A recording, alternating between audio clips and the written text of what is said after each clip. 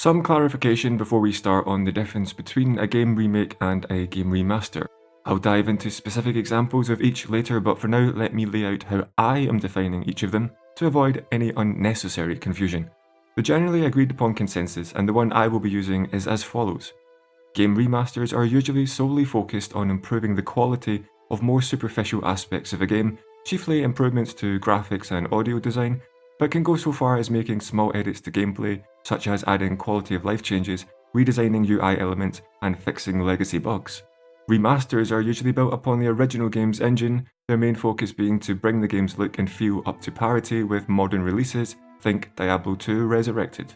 Game remakes, on the other hand, are recreations of older games, built from the ground up in a new engine. They normally almost always include adjustments to game mechanics and tweaks to the gameplay, and in some cases can go so far as to change the genre of the original game, as was the case with the Final Fantasy VII Remake. They are in essence new games, however they do tend to stick closely to their predecessors in terms of story, characters, and world building. There is a third category worth mentioning, that of the reboot. Reboots are new games built from scratch with contemporary tools that draw inspiration from older franchises. As the term implies, they are designed as a fresh start, a new foundation from which a series can grow, taking advantage of newer technologies and giving the opportunity for established and beloved characters to be given a new lease of life.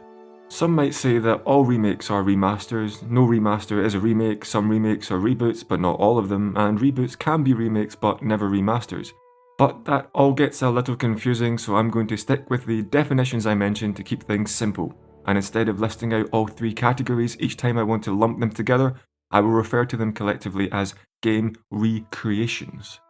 The purpose of this video isn't to single out the worst recreations and shame them. I consider myself too nice a person to needlessly beat a dead horse. I'd much rather spend my time spreading positivity and highlighting examples of when things were done well. But Blizzard, I will never forgive you, and I will never forget what you've done. The concept of a recreation is a strange thing. You wouldn't recreate a Leonardo da Vinci painting, and if you did, well, it wouldn't be worth much. The value of his paintings is based on much more than the painting itself. Yes, there is the appreciation of his technical skill, but there are countless artists who could reproduce Da Vinci's style, and it wouldn't make them rich any faster. In fact, although imitation may be the supposed sincerest form of flattery, there is a generally accepted faux pas when that imitation steers too close to direct reproduction.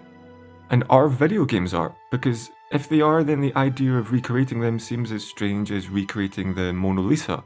A piece of art encompasses far more than what may be evident at face value. Much of its impact is derived from the artist themselves, when it was created, where it was created. Art serves as a snapshot, as a staging ground that houses a myriad of individual components that unifies them together into a singular object or piece. But perhaps you are not a fan of my pretentious sesquipedalian ramblings, or perhaps you don't see video games as art, or perhaps you see them as a different form of art, an art that can be reproduced without losing what made it so special to begin with. After all, films are remade, and they are remade for all the same reasons games are, either to take advantage of the advancements of film-making technology such as better cameras and improved special effects, or to retell an old story in a new way.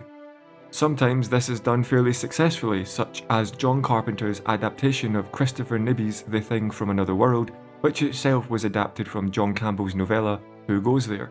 Other times, such as in the case of 2013's Robocop or 2016's Ghostbusters, the resulting product is almost so sacrilegiously terrible that the world would have been a measurably better place if they had never been made.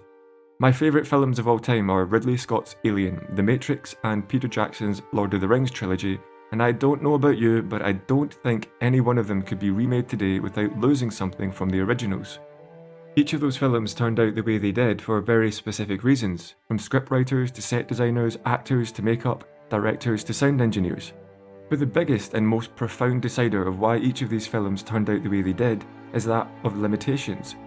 In Alien, much of the Nostromo was built as a physical set.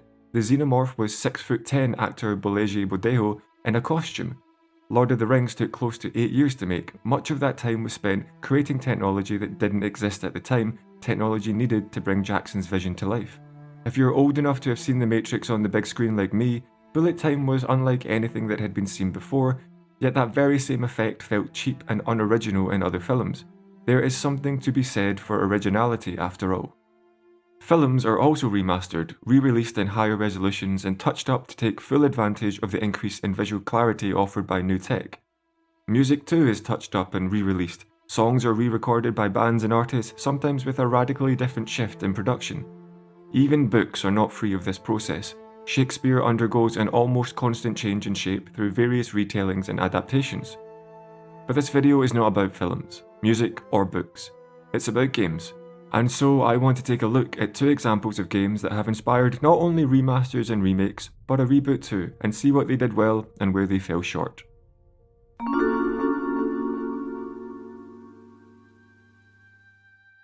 The original Tomb Raider was released in 1996, developed by Core Design, and I feel no shame in admitting that to this day, it remains one of my all-time favourite games.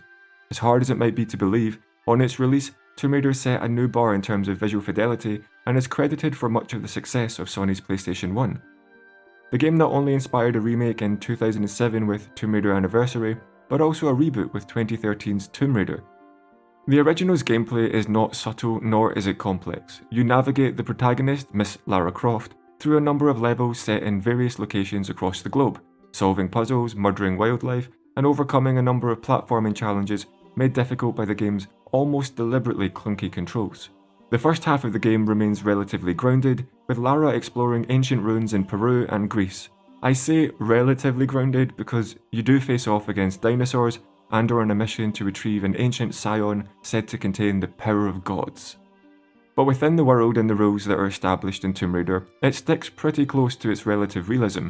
It's not until the second half of the game that demonic flesh centaurs and reanimated mummies start to appear, a theme that culminates in Atlantis, the game's last area, which will see Lara face off against flying demons, a skinless doppelganger, and a surprisingly unsettling penultimate boss that would have felt so far out of left field if not for the game's final act cushioning the sudden shift in theme.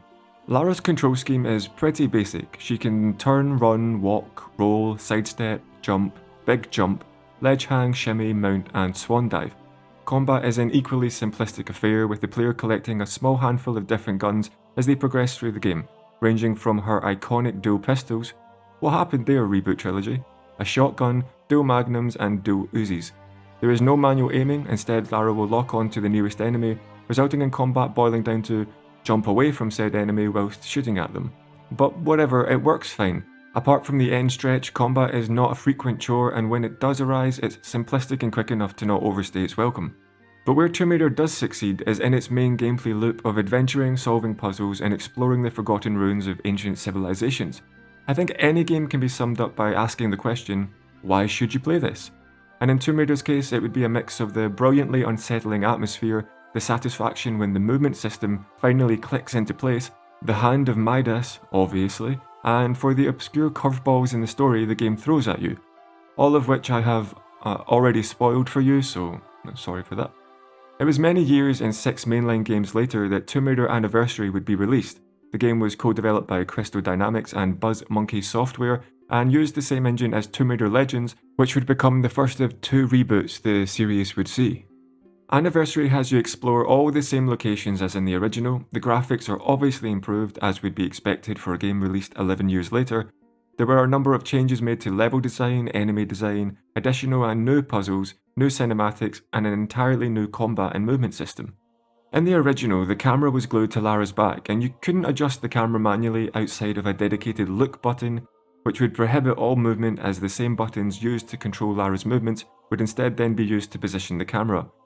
Anniversary changed this by moving to what today is considered a more traditional third-person control scheme, whereby the camera can be manipulated independently from the character controller. This made navigating around the world easier, as it was now possible to adjust the camera on the fly during platforming and combat sections. In addition, the controls in general were just simply a lot tighter compared to the originals, which was built around a grid-based system, whereby each of Lara's movements would move the player in a very specific number of units in a particular direction. And yet, after replaying both these games recently, I still prefer the original. So how is it that I can say a control scheme that is arguably antiquated, clunky, and at times infuriating is better than one which is more responsive and easier to use? The simple answer brings us back to limitations. The level design of the original game was built around the movement system, at times requiring the player to execute very specific movements in a very specific order to succeed in platforming sections. I mentioned previously the game's almost deliberately clunky controls, and these controls play a big role in allowing the game to reach the level of difficulty it manages to do. If you could play through the original with Anniversary's movement system, the game would be mind-numbingly dull, almost as mind-numbingly dull as Anniversary is. Tomb Raider's controls were as significant a gameplay mechanic as its puzzles or platforming. They played such a pivotal role in shaping how the player interacted with the world that without them, it's not really Tomb Raider anymore. Anniversary also introduced manual aiming, timed evasions, quick-time events, new ways to traverse in the form of pole climbing and pole hopping, a grapple hook, and the ability to swing upside down and around perpetually on horizontal bars, something that was weirdly popular in games at the time. But despite all this, the strong points of Anniversary aren't in its combat, which, even with all the upgrades, still felt as simplistic as in the original. Nor was it in the game's movement system, which controlled just like every other third-person action-adventure at the time, leaving you with the sense that you'd played this game before countless times, you just happened to have slightly bigger breasts this time around. No, it was the game's environments and locations which made it worth playing, except you could find all those in the original, with the added benefit of the creepy atmosphere only older games can capture so well, with the ability to explore them using a movement system that was designed to make exploration challenging and dangerous. A movement system that, yes, whilst clunky, was so closely tied to the level design that the cumulative effect of both systems working together led to a better than the sum of its parts situation. There is nothing Anniversary offers over the original outside of better visuals and an improved control scheme. But in exchange for that, you give up Tomb Raider's isolating atmosphere, its oddly psychedelic sheen, its challenging platforming, and the reward that comes from mastering its control system. You lose the fusion of elements that made Tomb Raider, well, Tomb Raider, and in place you get a soulless, shinier model that forgets what made the original so special in the first place. But in 2013, another attempt would be made. Lessons had been learned. A new Lara was on the horizon. A younger, spunkier Lara that would attempt to steer the franchise in a, I want to say new here, but honestly 2013's Tomb Raider was just another third-person action-adventure, but now with crafting, hooray! But we don't just have another remake on our hands. This time Crystal Dynamics were going all in. It was reboot time. If Tomb Raider inspired Uncharted, then Uncharted certainly inspired New Lara's version of Tomb Raider. This was a chance for the franchise to forge a fresh new path into the next generation of gaming, to carve out its own niche and to show the world what separated Tomb Raider from every other action-adventure game out there. And so with that we got a quick checklist, a crafting system, already mentioned that, an overly noisy protagonist, check, edgy over-the-top death scenes, check, experience points and skill unlocks, check, too many combat encounters, check, contrived and poorly told story, check, and forgetting almost everything that made the original game so memorable, check. Apart from the fact that you play as Lara Croft, I struggle to see what actually makes this a Tomb Raider game. Gone is the exploration of ancient ruins, abandoned cisterns and isolated supernatural locales. In its place, a muddy, squelching march through another forest. And I don't want to throw unwarranted shade here, 2013's visuals were pretty to look at. Camilla Luddington did a great job at voicing Lara outside of all the questionable suggestive moans. I find it hilarious that Crystal Dynamics wanted to distance Lara from the incredibly attractive, incredibly capable woman trope, and how is that a bad thing? And instead replace her with a character that sounds like she's close to orgasm every time she's stabbed, burned, or strangled.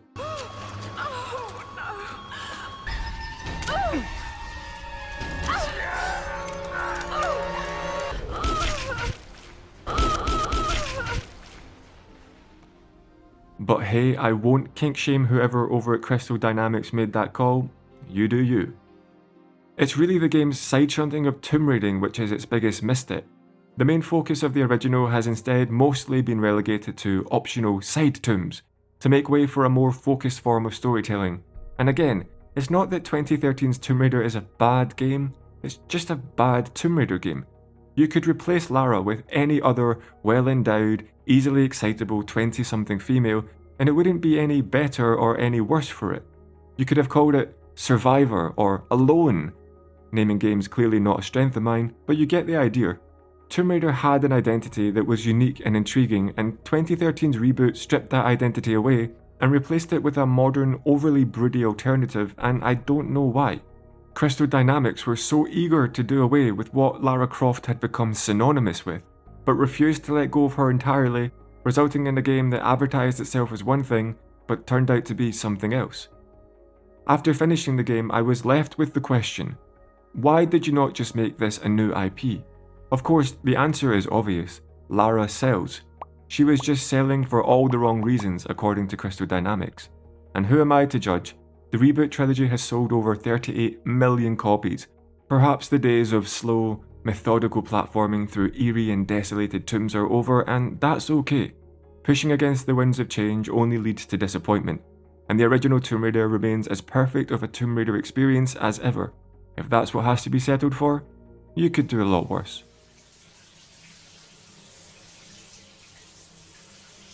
Don't you think you've seen enough?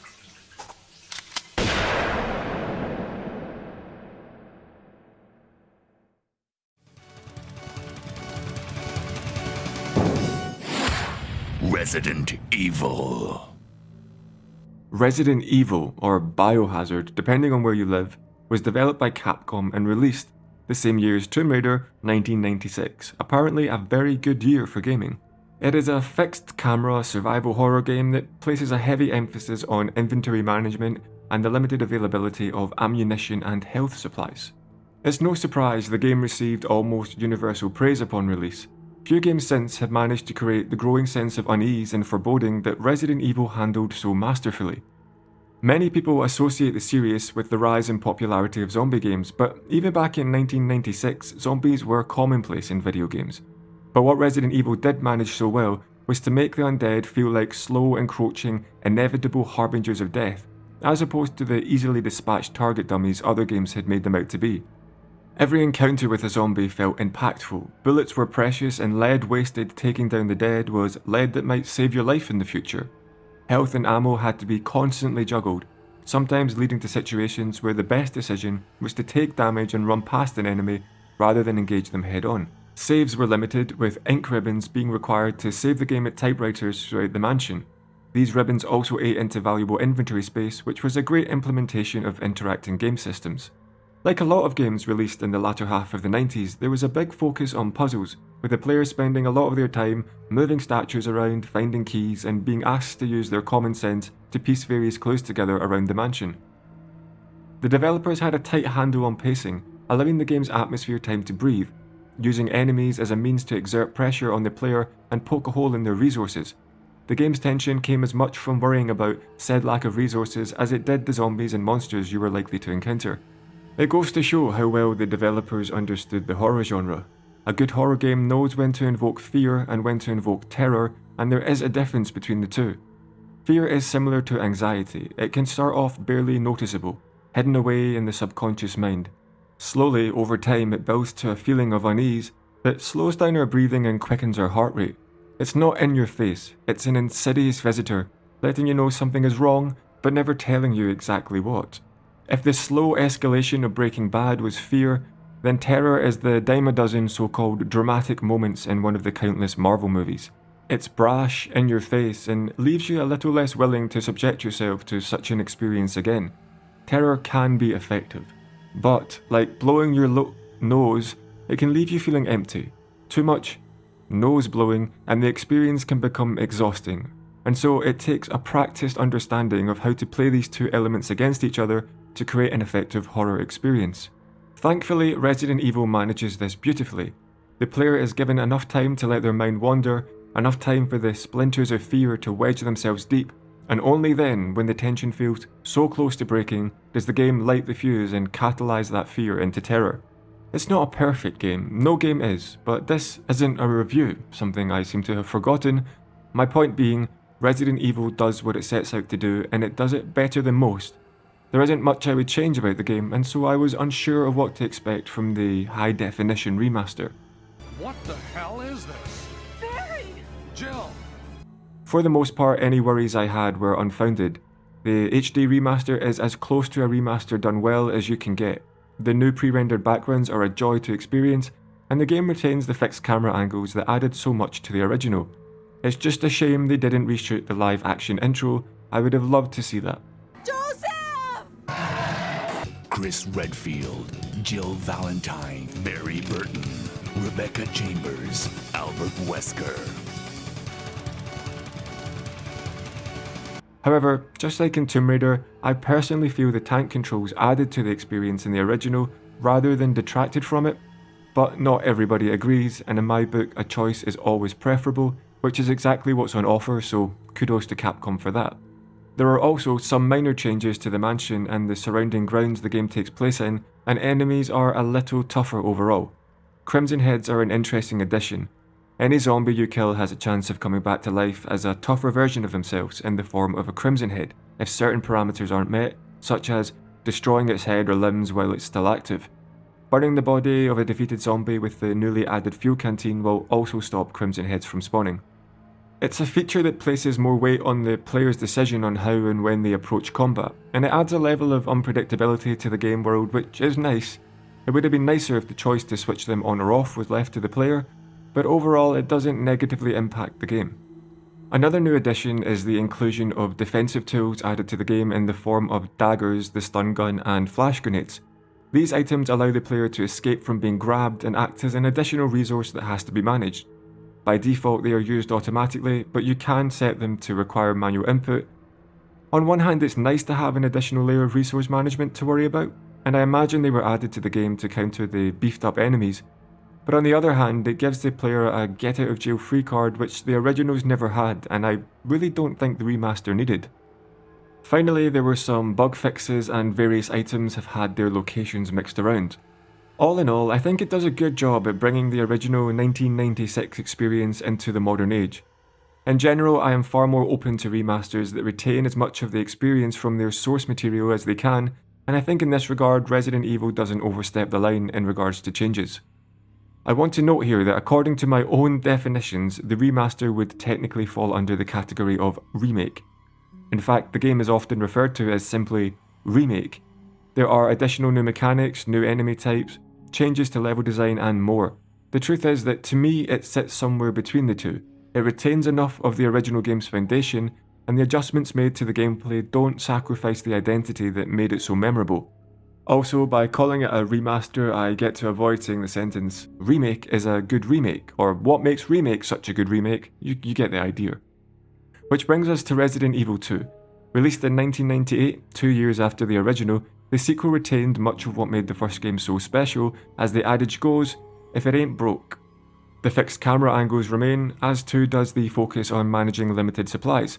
The game introduces new enemies, new weapons, and increases the scope of locations the player can explore, from the streets of Raccoon City and the nearby police headquarters, all the way to an underground lab known as Nest, operated by serious bad guys, the Umbrella Corporation. And whereas RE1's HD remaster paid homage through staying close to the original's source material and gameplay, Resident Evil 2 Remake takes its title seriously. Gone are the fixed camera angles, opting instead for an over-the-shoulder third-person camera that leans into the strengths of what made Resident Evil 4's gameplay feel so strained. And I mean that as a compliment. Resident Evil 4 really nailed the balance between restricting the player's movement enough to increase the feeling of tension in high-stakes moments, without being overly restrictive and frustrating. And it's a control scheme that works equally as well here. It's always a gamble to change something with such a large and dedicated fanbase so radically, and Capcom seriously risked losing so much of what made the original special, yet somehow against all odds they pulled it off, mostly. The remake retains the sense of apprehension and dread and holds onto its core identity enough to keep it feeling like a Resident Evil game.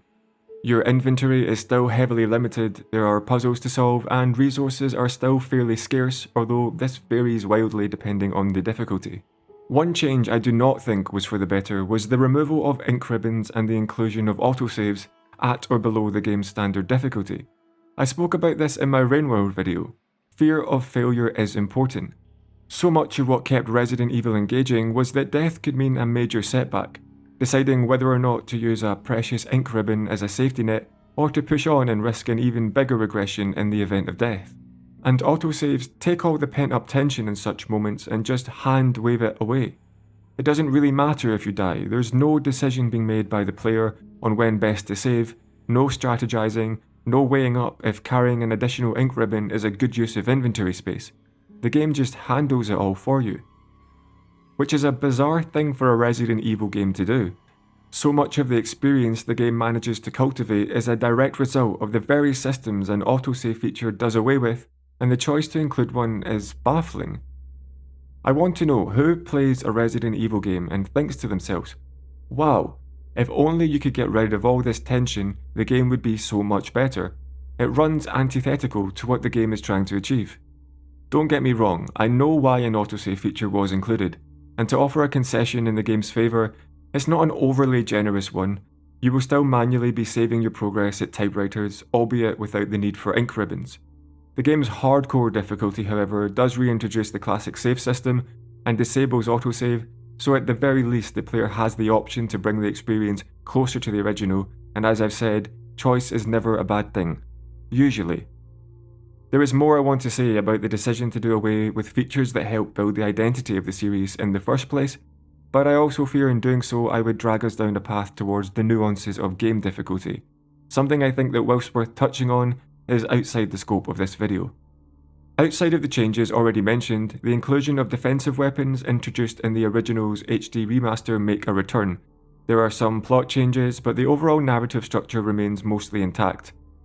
In a strange decision, there are a number of memorable enemy types now missing from the game. I want my spiders, Capcom. And who thought replacing the creepy lumbering plant enemies in the lab section with reskinned zombies was a good idea? Puzzles are once again switched up, there is new voice acting, new areas to explore, and the improved visual and audio design made possible by the RE engine are at times incredible to behold. This is a very pretty game, and the increased visual fidelity allowed Capcom to dial in on the visual storytelling. You can read emotional tells from characters' facial expressions, and the game focuses on using light as a means to create tension, which manages something the original was technically incapable of doing.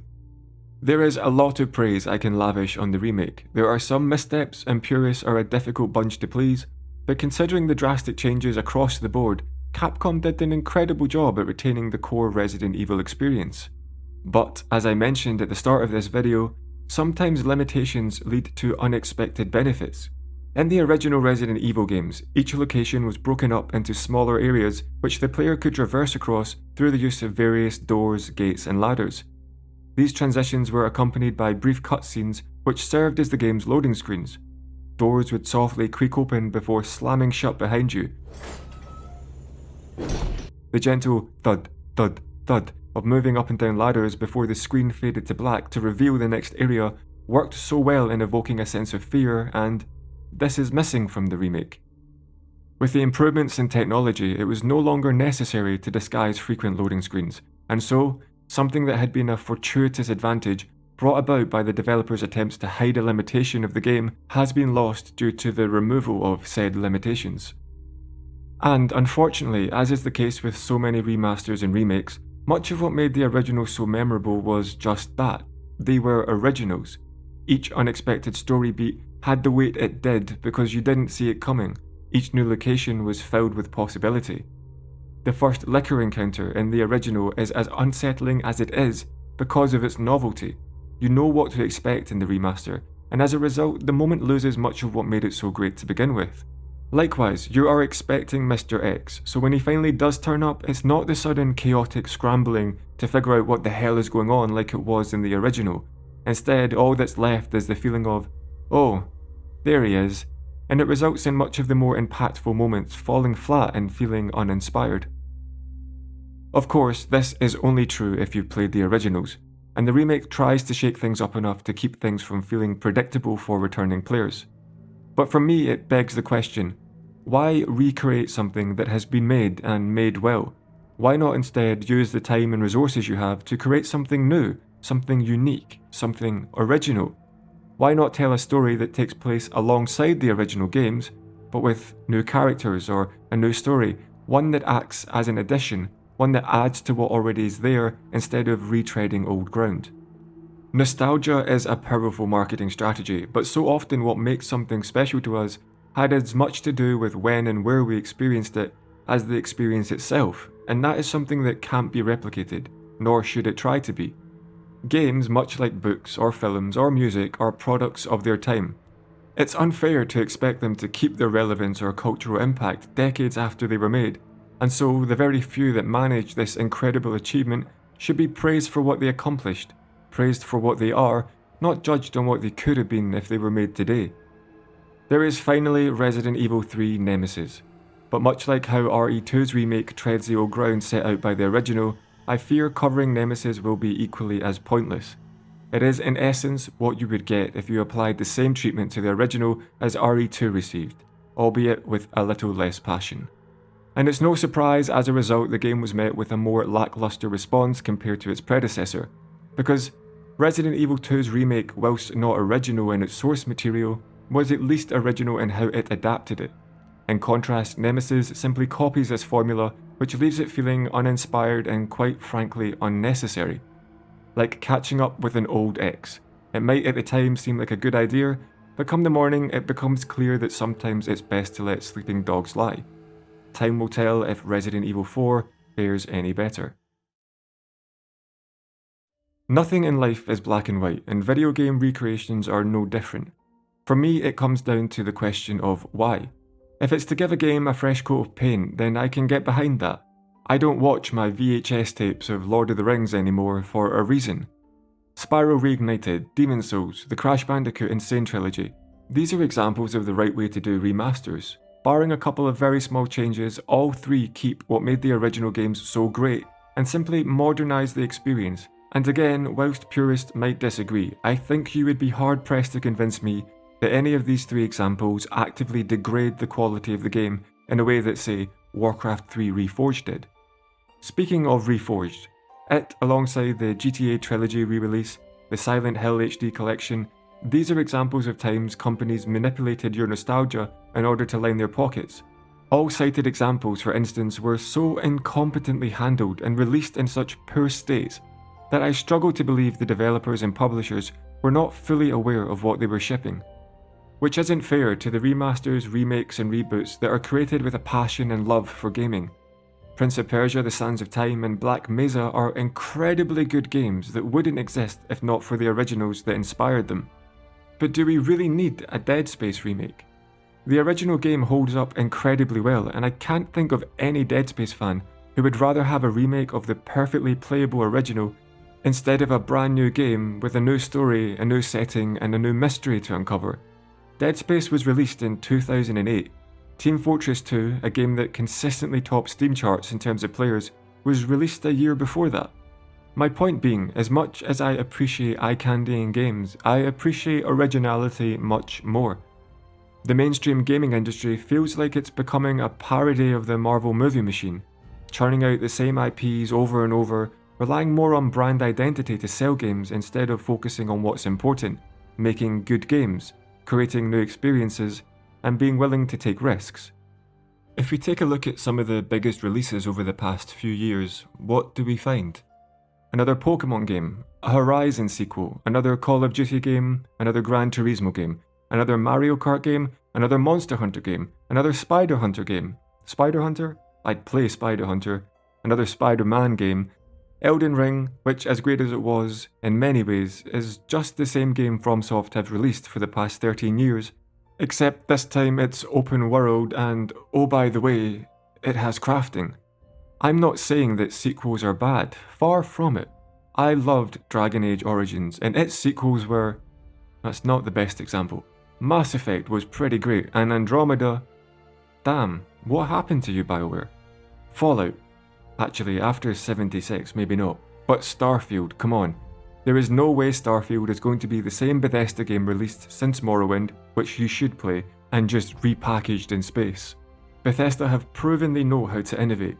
They don't just cut features, they add them too.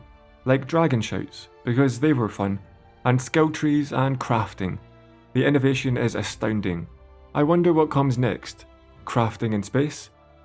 You can have that one for free, Todd. Who's laughing now? Yes, I was in the chess club. Luckily, where the big studios seem so terrified of risk, and somewhat understandably so, they have a lot more to lose, the indie scene has only grown in both scope and quality over the years. Thinking about it, it's really quite a cool thing to say that from all the games released in the past 5 years, I think almost all of my favourite have been from smaller or indie studios. Hollow Knight, Rainworld, Disco Elysium, Hades, Pathfinder, Kingdom Come Deliverance, Slay the Spire, Outer Wilds, the list goes on. And so, if the giants of the industry want to box themselves into marketing safe spaces, that's their prerogative. The quality, creativity and passion coming out of smaller studios leaves me with nothing but confidence that the years ahead will be filled with new stories, new characters, innovation and a whole lot of love.